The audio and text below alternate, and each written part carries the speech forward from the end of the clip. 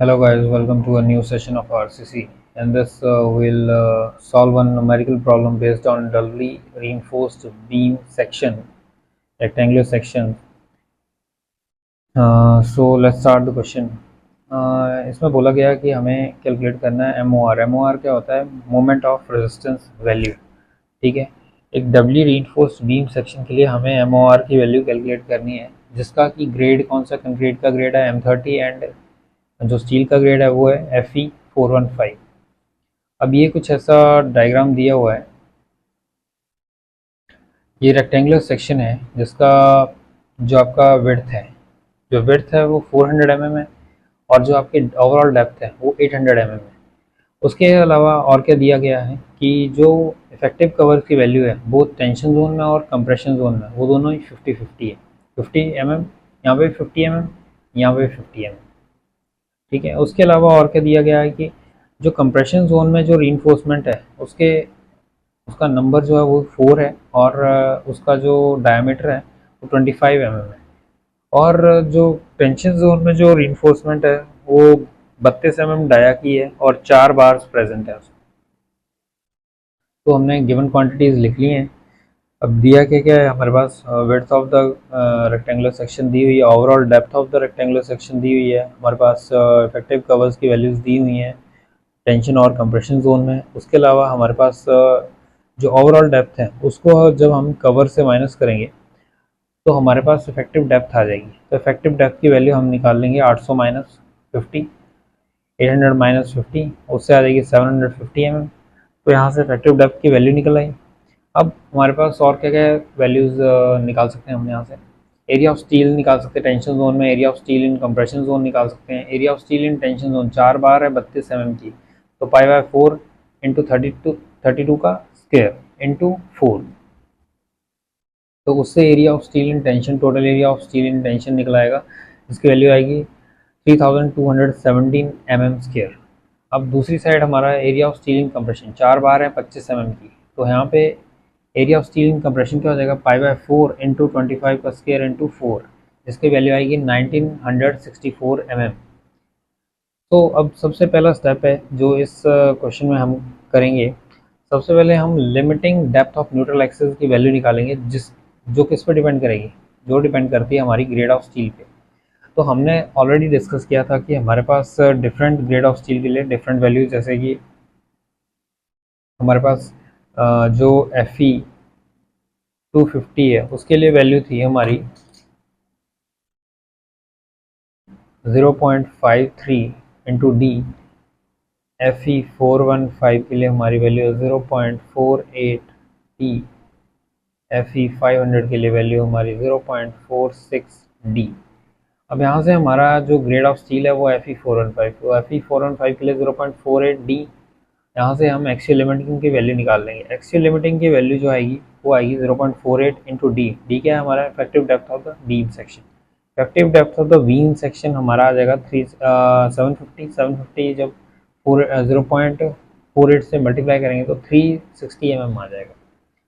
अब इसके बाद हम क्या करेंगे? स्टेप 2 है actual depth of neutral axis का हमने वैल्यू निकालनी है. Actual depth of neutral axis से हमें पता चल जाएगा. Actual depth of neutral axis को कंपेयर करेंगे किससे? इस वैल्यू से. तो जब इस वैल्यू से कंपेयर करेंगे तो हमें पता चल जाएगा कि हमारा सेक्शन कैसा है, ओवर रीइंफोर्स्ड है, अंडर रीइंफोर्स्ड है या बैलेंस सेक्शन है. तो बेसिकली हम जो डबली रीइंफोर्स्ड बीम्स जो डिज़ाइन करते हैं हम मान के चलते हैं कि वो balance section XU equal to XU max या और XU is greater than XU max. मतलब या तो हम बैलेंस सेक्शन के लिए डिज़ाइन करते हैं या तो फिर हम किसके लिए डिज़ाइन करते हैं? ओवर रीइंफोर्स्ड सेक्शन के. तो ठीक है. अब actual depth of neutral axis निकालना है तो हमें उसके लिए क्या करना पड़ेगा? All the compression forces must be equal to tension forces. Compression forces जितनी भी हैं हमें उनको टेंशन फोर्सेस का इक्वल करना पड़ेगा. तो कंप्रेशन साइड में जो फोर्सेस हमारे डायग्राम में आई थी, ऐसे करके एक डायग्राम बनी थी.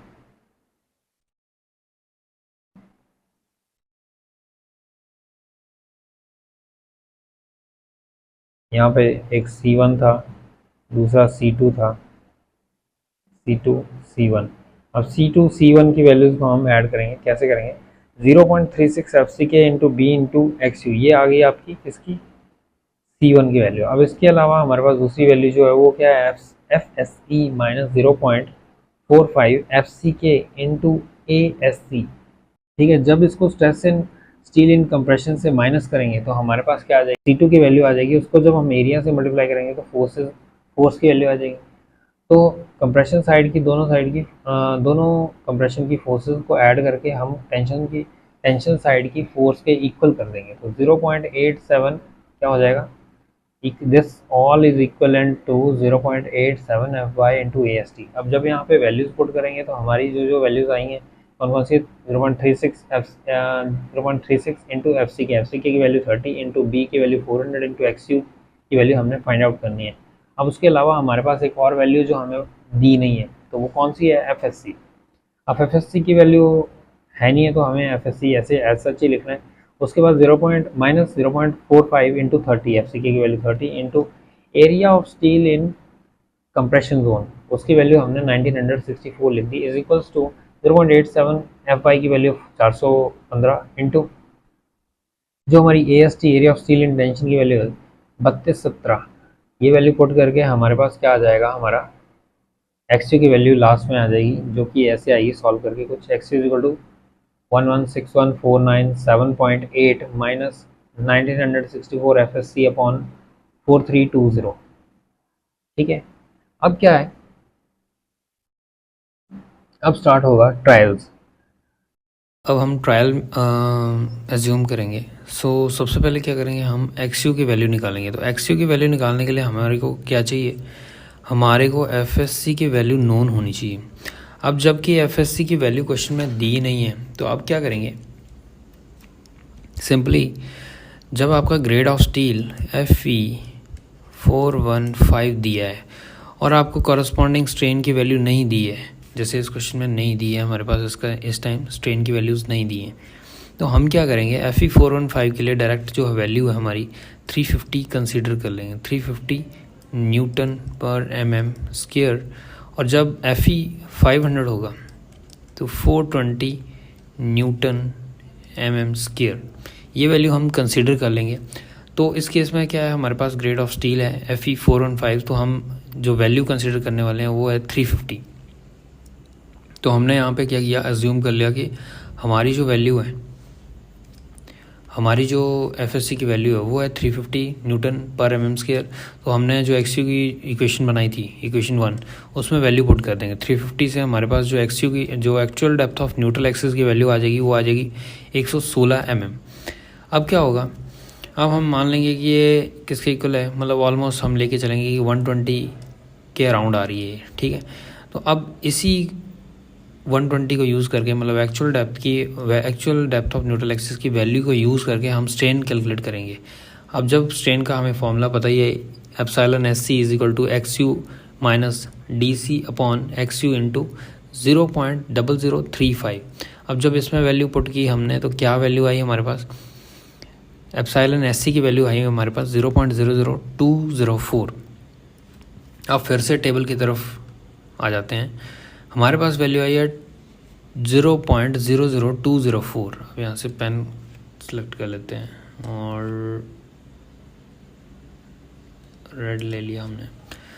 अब वैल्यू आई है हमारे पास, क्या है वैल्यू? देखो हमारे पास स्ट्रेन की वैल्यू आई है करस्पॉन्डिंग, जो हमारे पास XU की डेप्थ थी वो थी 120 mm हमने एज्यूम की है। ठीक है, अब उसकी करस्पॉन्डिंग जो हमारे पास स्ट्रेन की वैल्यू वो 0.00204। अब इस टेबल में देखिए Fe415 के लिए Fe415 का टेबल है।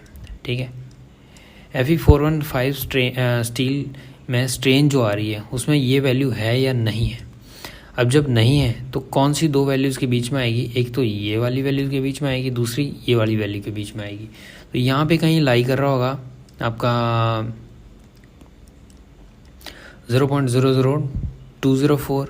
ठीक है, 0.00204 यहाँ पे लाई करा। अब उसके कॉरस्पॉन्डिंग स्ट्रेस की वैल्यू क्या है? अननोन, x आ गई या FSC आ गई।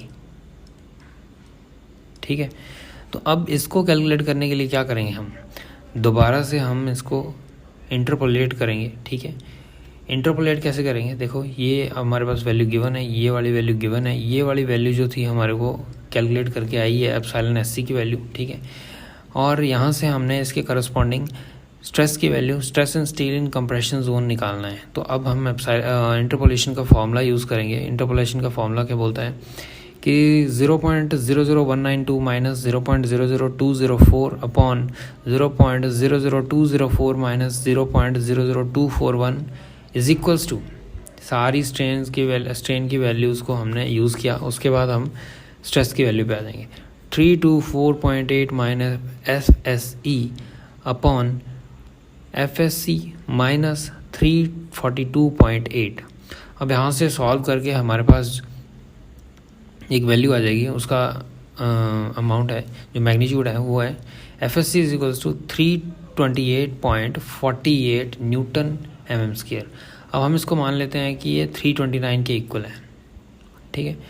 320 तो हमारी FSC की करस्पॉन्डिंग वैल्यू आ गई, जो पीछे स्ट्रेन थी उसके करस्पॉन्डिंग हमारी जो FSC की वैल्यू है वो अब आई है, यहाँ पे आई है 329 न्यूटन पर mm स्क्वायर, ठीक है। अब दोबारा से जो हमारी इक्वेशन 1 थी जिसमें हम actual depth of neutral axis को फाइंड आउट कर रहे थे, एक्चुअल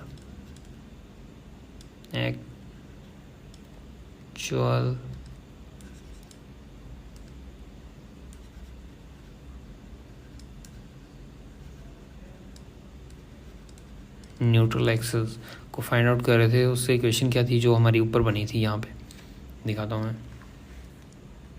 ये जो इक्वेशन बनी थी हमारी ये वाली, ठीक है। अब इसमें हम सारी वैल्यूज पुट करेंगे जो हमारे पास अभी आई हैं FSC की, ठीक है। तो क्या वैल्यू आ गई देखो, FSC XU is equal to 1188.012 minus 1964 into 329 upon 4320।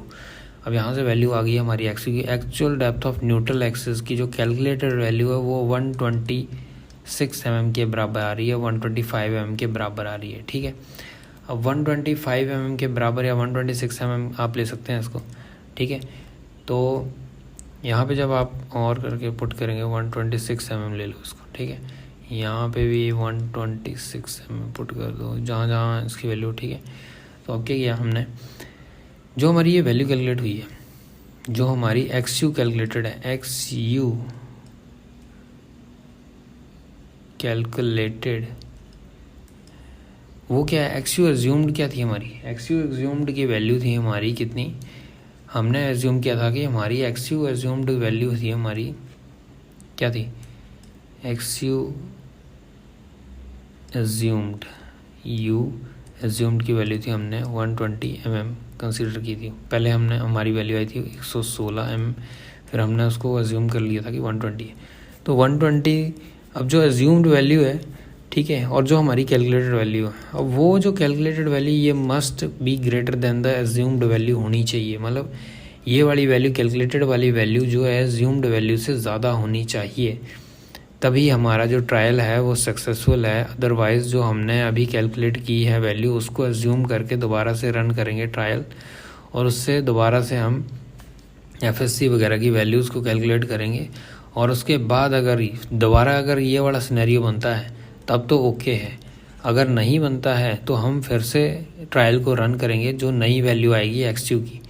तो अभी इस केस में क्या है कि हमारा XU कैलकुलेटेड जो वैल्यू है वो क्या है, ग्रेटर देन XU एज्यूम्ड, तो हमारा अबव एजम्पशन क्या हो गया, करेक्ट हो गया। तो अब उसके रिस्पेक्टिव में जो हमारी अल्टीमेट मोमेंट ऑफ रेजिस्टेंस की वैल्यू है, UMOR की वैल्यू जो है, ये हमने फॉर्मूला में वैल्यूज़ पुट करेंगे 0.36 FCK into B into XU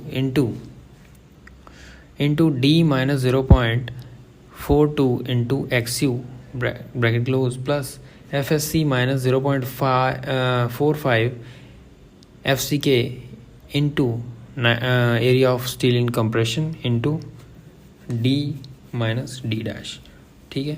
तो यहाँ से हमारी moment, ultimate moment of resistance की वैल्यू आ गई है हमारी कितनी, 811.75 किलो न्यूटन मीटर। अब जो वर्किंग मोमेंट ऑफ रेजिस्टेंस होगा उसकी अगर वैल्यू कैलकुलेट करनी होगी तो हमें जो फैक्टर ये मोमेंट ऑफ रेजिस्टेंस है इसको फैक्टर ऑफ सेफ्टी से डिवाइड करना पड़ेगा। तो ठीक है, तो जब MU को हमने 1.5 से डिवाइड किया तो हमारे पास जो वर्किंग मोमेंट ऑफ रेजिस्टेंस की वैल्यू आई है वो आई है 54.17 किलो न्यूटन मीटर। यही हमारा आंसर है।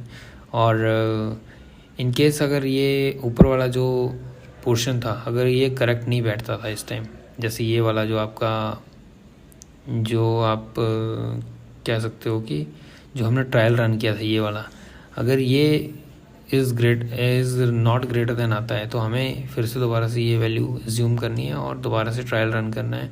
उसके बाद हमें वैल्यूज़ कैलकुलेट करनी है FSC वगैरह की करस्पॉन्डिंग। उसके बाद फिर से उन FSC की वैल्यू से हमने XU कैलकुलेट करना है और जो एज्यूम्ड XU की वैल्यू है वो कम होनी चाहिए जो कैलकुलेटेड वैल्यू है, ठीक है उससे। तो उसके बाद अगर ये ऐसा होता है केस तब तो डायरेक्ट हम MU की वैल्यू कैलकुलेट कर लेंगे। अगर नहीं होता तो दोबारा से ट्रायल रन करेंगे, फिर से वही सेम रिपीट करेंगे और फिर से हम MU वो ये वाला वेरीफाई करेंगे। अगर नहीं होता है तो फिर से ऐसे ही सेम स्टेप्स को रिपीट करते रहेंगे जब तक हमारा ये वाला अचीव ना हो, ठीक है। तो यही था इस क्वेश्चन में, वर्किंग मोमेंट ऑफ रेजिस्टेंस निकालना था। अगर आपको वीडियो अच्छी लगी हो तो आप लाइक कर सकते हैं, उसको सब्सक्राइब कर सकते हैं चैनल को। अगली वीडियोज़ के लिए आप बेल आइकन को प्रेस कर सकते हैं।